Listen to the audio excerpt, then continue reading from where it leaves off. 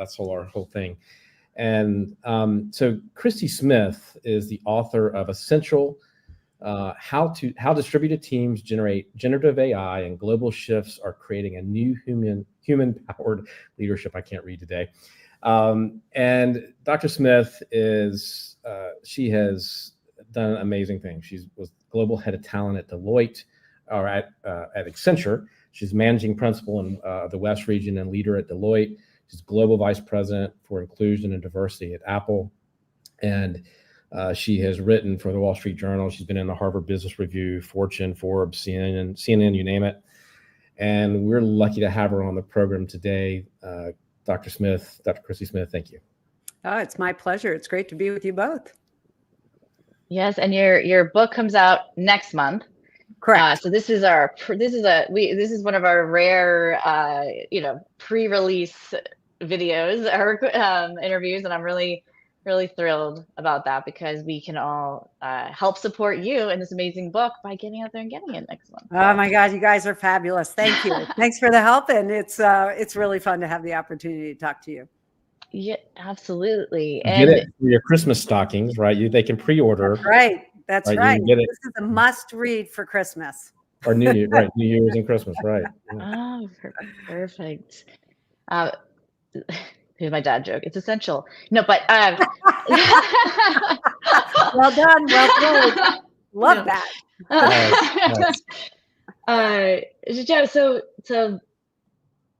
The title is simple: Essential, followed by distributed teams, generative AI, global shifts, human-powered leadership. All extremely important and in our face topics for the past 3 years, and I almost feels like we're not getting better at it, and this book is needed. You and your co-author, what inspires you to get together and write the book? Yeah, it's a great question. My co-author, Kelly Monahan, is a world-class researcher, and she and I have had the privilege and pleasure to work with each other, both when we were at Deloitte and then when we were at Accenture. And I think, we're from two very different generations. I'm a boomer. She is a millennial. And however, we really are both impatient about the need for really good leadership in our organizations. We both have seen the best and the worst. We have certainly seen the immense change in our societies, from an economic, political, socio-political wars around the globe.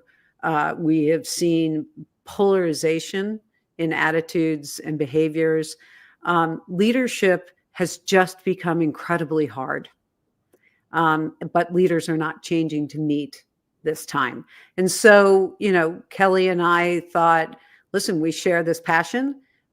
We share a point of view that something has to be different. We want it to be fact-based and research-based, and we want it to be based on experience. And so we were able to bring that together in this book, Essential. Yeah, I wanted to ask you, as I was going through the book, you talk about leading with humanity at the forefront. Mm-hmm. What does that mean? And what specific values or principles define that approach? Leadership has just changed so much, and it's evolving really fast. And there's so many more expectations now on leaders. So how do we lead with humanity? What does that mean? Yeah, I think it's really at the heart of what we're talking about, which is, for so long, let's just look in the rearview mirror a little bit, because I think it provides the right context for answering this question. We have put a premium in organizations on productivity, outcome, results.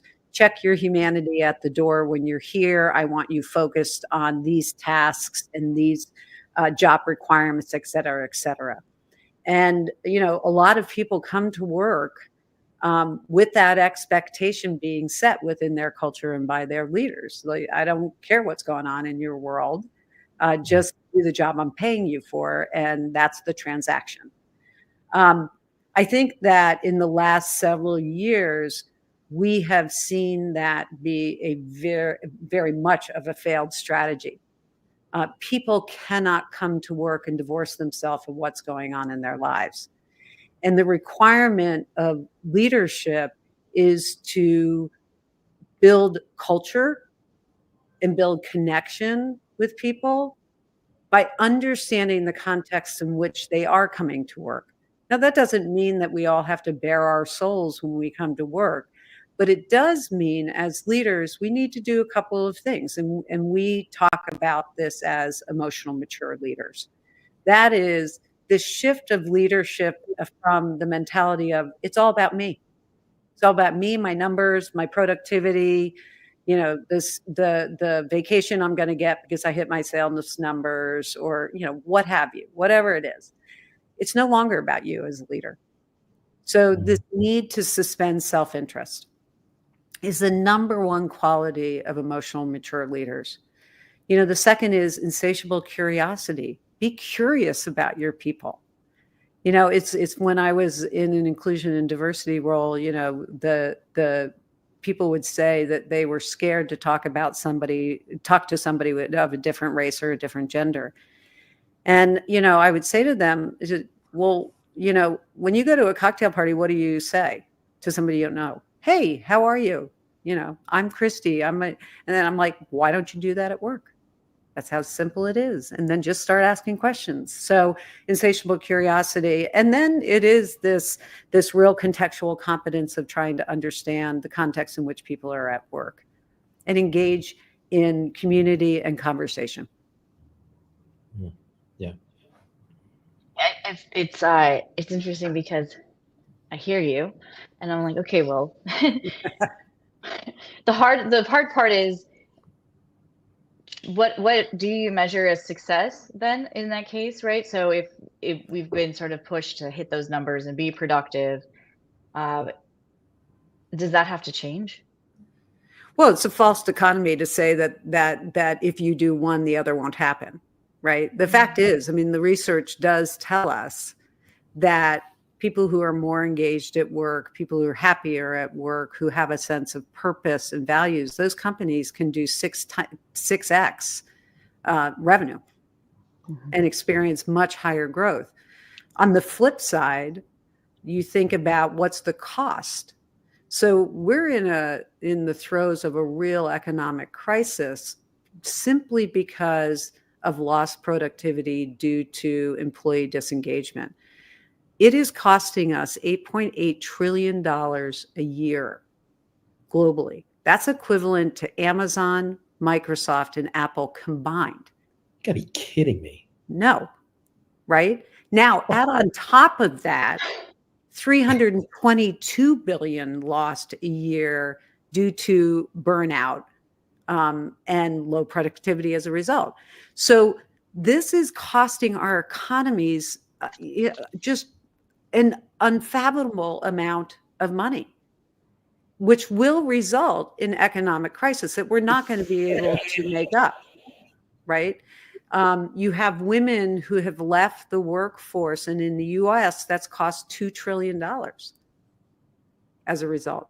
So we look at both sides of this equation, right? And it's certainly, you can say, make the investments of caring about your people, engaging your people, asking them questions, connecting them to purposeful work, and you will grow by the trillions, or keep doing what you're doing, and then we're going to be in some serious trouble. I've got a client of mine. He does this so well. He takes people to he does 5 lunches a week, and he like goes to lunch with somebody in the business, and he's got 220 people now or something, and it's this part of the deal. Like he will go to lunch with the person that cleans the floor, and he goes to lunch with the person that's on the line, the guy that does the deliveries, and and he knows what's going on in the business. They know him. They know what he wants. He knows what they all know what his vision is. They know they have a place. They know their role. And, he's grown from a startup company to now over 50 million in the last 5 years. And it's because he's made this part of his mission is to talk to everybody. Yeah. And get ideas and like get out of his comfort zone with what he thinks and really finds out. And I wonder, and I know I'm going to get off topic here for a second because I have to ask you this question, because you've been in global HR and you've been in global in the human part of the business. Mm-hmm. How do we do that today when we're so polarized? Because the HR people that I talk to are really struggling with, how do we get our people to talk today and work together when there's so much division? Yeah. I think it's a great question, and it's a timely question. And I think this is part of what makes leadership so uniquely difficult, is the ability to hold the middle, to hold conversations in the middle, right? Now, that middle people have defaulted to for comfort reasons to be the numbers and productivity and work-related things, rather than just engaging in a conversation and finding that common ground, right? We don't have to agree on everything. We don't have to talk politics or religion or all of those things that, continue to be taboo in organizations. But hey, listen, I grew up with a dad who was the most amazing shirt salesman, and, later an executive. And he would say to us, people love talking about themselves. Just start asking questions. And, he's right. And that's true today, right? Yeah. So I think we're dominated as leaders and as people, really, by fear and the scarcity mindset. And I do think this, getting back to these roots of what constitutes connection. What constitutes connection is, hello, how are you? Where'd you grow up? Simple things like that. And we're making a mountain out of a molehill when we talk about you've got to do these grand things. No, you don't. You got to go to have a meal with somebody like your friend. Yeah. So. Yeah. What, I guess the day-to-day, the logistic, how, because not every organization has could take you 10 years to get to lunch with everybody for some organizations. So how can leaders today go in and start implementing some of what you're talking about in the book? Yeah, I think that there's some simple hacks. One is don't schedule meetings back to back to back. Right. I mean, in my past role, I started at 5 a.m. and, ended at 7 p.m. And it was literally back to back to back to back meetings. That's insane. And the expectation of that is insane. Right. So I think because you were working from home, or because of the position, working from home. It was mostly remote. Okay. Yeah. Yeah. And I think that I think becoming the master of your calendar is really important. And so I think the hacks of 45-minute meetings, or 30-minute meetings, you'd be surprised when somebody puts an hour on your calendar, they don't really need an hour. Make it a 30-minute meeting, right? So I think there are simple things like that to quiet the noise on your calendar. I think that's number one. I do think number two is literally, whether you're remote or you're in the office, take a walk. Whether that's a walk around the building or that's a walk outside, to just turn off your brain. Right? Mm-hmm. I think that's the second thing. I think the third thing is, I saw this great Instagram post, and it was an Italian company. So leave it to the Italians for this, but they run their company and they were interviewing the frontline workers. These folks get an unbelievable amount of vacation time. Every day they get 2 hours for lunch. They drive home, make a meal with their family or with friends, and they come back. the company's doing extraordinarily well. I think there's something about sharing a meal with somebody. Don't eat at your desk is another hack. So I think these are, they may sound very, very simple, Cynthia, but I have to say they are revolutionary in terms of A, taking care of oneself, but B, engaging in a different way with your employees.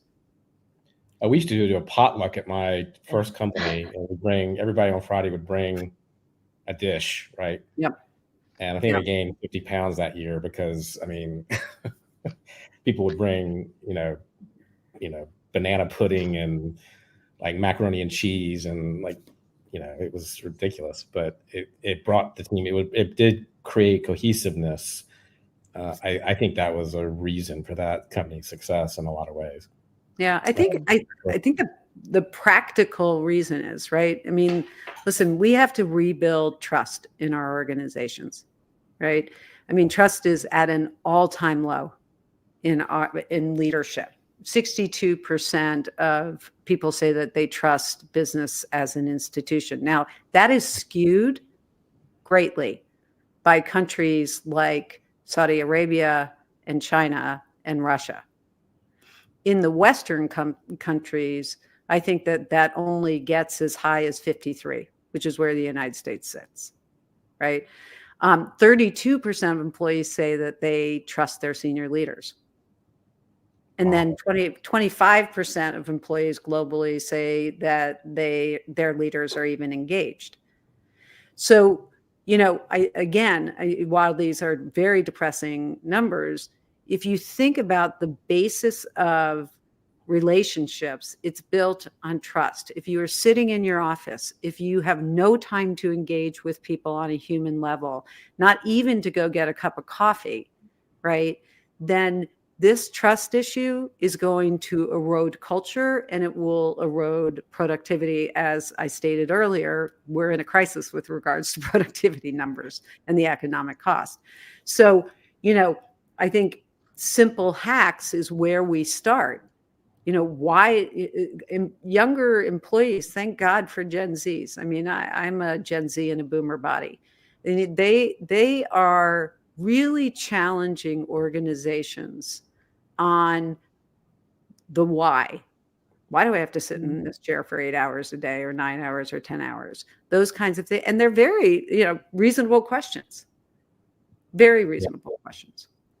Employees have a very fundamentally different expectations of leaders today. And we found in the book that is purpose and your insides better match your outsides. Agency. I want a say in how, when, and where I work. Well-being and connection. I want opportunities that my employer cares for my well-being and that I can connect. I mean, this is really a matter of business survival going forward, right? I mean, I think, to me, if you have that much disengagement, if you're that disconnected from your team, you're not going to survive. I mean, this is what's going to kill businesses going forward. Yeah, I mean, I agree. I think we are in a social crisis of economic disparity, of the haves and the have-nots. That's true globally. So people will have to work. But, what is interesting about your statement is the fastest growing part of the market in the US is the gig economy, is freelance. Yeah. People are leaving and taking the risk to roll the dice and start their own firms. And what's interesting about that, it's at every age group, right? So it's not just your Gen Zers or millennials. Boomers are doing it. I mean, I've just gone through this. It's liberating, Yeah. and there that notion that I am going to fit, we used to talk about this years ago. I'm going to fit my work into my life. Yeah. Makes a difference. Yeah. How do and I may, you tell me about the book, but I'm curious, when you leave and you become a freelancer, how do you prevent becoming the the thing you left? Because the implementation of technology, it feels like across the board we rush to lean on technology, and then we have this surplus of technology and no people, or like less people or something. Yeah. Um, or we hire people, then we need 10 ways to communicate to see if Bob's doing his job, and Bob's job is now to update the thing, and I Yeah, just yeah, yeah, yeah. yeah. So if you have, I guess the real question is, what are some of like the biggest pitfalls when we jump to implement technology, or maybe even fail to? Well, listen, I think the mindset is the first problem, that we think that technology is the answer for everything. It's not, right? And we look at this very closely in the book. The fact of the matter is, I mean, generative AI is fantastic. It's been around for a really long time, but so is automation. Automation's been fantastic to the workforce. But if you talk to senior leaders, which we have, right, across the globe, 100% of them say, yeah, I know I need to do something differently. I know I need to, I need to adopt a technology. I know this AI thing's really important. Only 23% of them are thinking of doing something differently. 23%, right? And because they don't understand it themselves. The technology is outpacing our leadership capabilities and the markets that we're working within. And what we've said to employees is, hey, generative AI is the magic bullet. You go start using it and implementing it. Well, employees are rejecting that out of hand, because you're just putting another to-do on them to learn something on top of all of the other stuff that they've had to do. You haven't replaced it. You haven't replaced anything. It's just another to do on my list. Sadly, though, many of the Gen Z workers have reported that they're actually using generative AI as a substitute for leadership, because they're not getting FaceTime with their leaders. They're not getting any mentoring. So they're using AI. So, the question, I think I think that we have to begin to understand the role of technology and the role of humans, and the human intelligence required to fuel the advances of technology. So what do I mean by that? Technology is only as good as the people who use it and understand it, number one. So we have to educate and upskill people. Number two is, we have to have good governors in our leaders to understand that the information that we get, is it real? Is it not? What's the context? How are we discerning the outcome that we're being told? What do the analytics tell us? All of these things require human intervention. And so we've been looking at it very much like we're looking at everything else. Polarization. Technology means loss of jobs, right? Rather than, there has to be this, if you think about concentric circles, there has to be this overlap, right? Where we start talking about human intelligence in the context of technology, where we, have to look at, the changes that technology is having in our workforce. We talk a lot in the book about, certainly blue collar workers and white collar workers. Well, there's an emerging gray collar worker, right? Which is those plumbers, those tradesmen who have to know, right, technology now, Right. and vice versa. So we're creating a whole nother segment of our workforce with technology. So we've got just a couple minutes left, and I want to ask you two questions, which is a little unfair. But one, what was the biggest surprise? And that was what you just said, the gray worker. That's new to me. I've not heard that before. What was the biggest surprise in the research that that just sort of surprised, that shocked you? And then the second question is, as we wrap up, what are 2 or 3 major takeaways that you want people to have from the book and from reading it? Particularly, what do you want leaders to take away?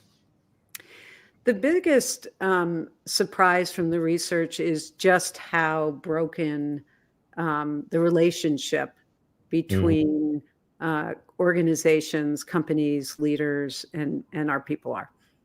I was exceptionally surprised at how low, and the cost that we've talked about so far. That cost is staggering. Right. Yeah. Staggering. A couple of things that I would love readers to take away. There is good news. There is a way. I think that we have adopted for so long this notion of emotional intelligence, right? We have to grow to emotional maturity as leaders. And so this notion of really understanding what it means to be an emotionally mature leader, and that emotional maturity is all about the connection that you have with your people. And that connection with your people will yield greater outcomes than you can ever imagine. So that's number one. Number two is take away that purpose matters. Purpose and values matter. We as organizations and people, our leaders, are being held to account. Do our insides match our outsides? And social media is brutal around this. And should be, frankly, we should be held to account when it's honest, when it's real, right? So purpose, values matter. The third thing is soft skills are no longer soft skills. They are power skills. They are the power skills. You have leaders talking about insatiable curiosity, empathy, compassion, trust, all of these things.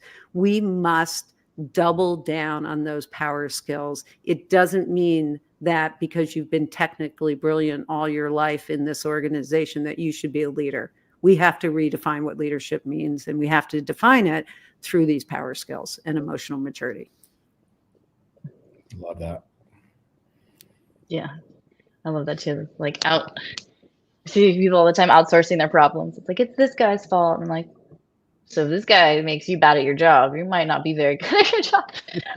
Anyway, that's, all those trust signals of taking accountability. And you used another word earlier that I've been hearing a lot lately, which is discernment. And I didn't really hear that 5 years ago, and now it seems to be everywhere. So you're definitely, it sounds like this book is cutting edge for where we're headed. And essential. Yes, essential. Exactly. Essential. Yeah. All right. Well, thank you, Cynthia. Thank you. Christie. Yes. Thank you so much. And where can we get the book? Where can we find you? You can certainly go to smith-monahan.com. That's our book website. You can also go to Amazon or your favorite bookseller and find us there as well. Thank you so much. And congratulations. It's going to be an amazing January way to start off the year. It's a new book. Thank you. It was a pleasure being with you both. And thank you for being here with us on Bestseller Live. We'll be back on next week with another episode. So thank you for being here.